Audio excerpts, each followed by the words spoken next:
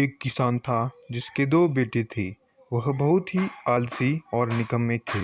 वह अपने पिता को कामकाज में हाथ बटाने के वजह आलस किया करते थे, इधर उधर घूमते फिरते थे। किसान को अपने बेटों की बहुत फिक्र थी। वह सोचते थे कि मेरे मरने के बाद इनका क्या होगा, यह अपना पेट कैसे भरेंगे, अपने परिवार को कैसे संभाल पाएंगे।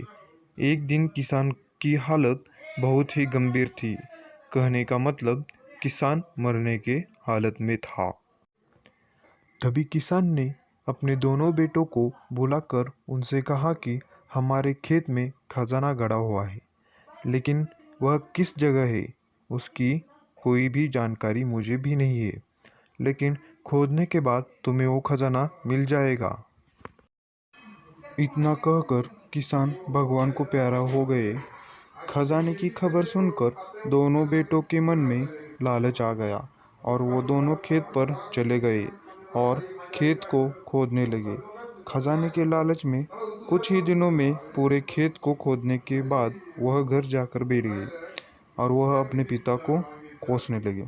इसी तरह कुछ ही महीने बीत गए और वर्षा ऋतु का आगमन हुआ। किसान के बेटों के पास पेट भरने के लिए सिर्फ एक ही जरिया था, वह है खेती। तब बाकी किसानों की तरह किसान के बेटों ने खेत में बीज बोने को शुरू कर दिए।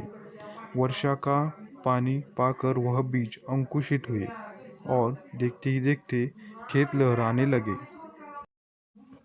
ऐसा लग रहा था कि हवा के झोंके से लहरा रहा था।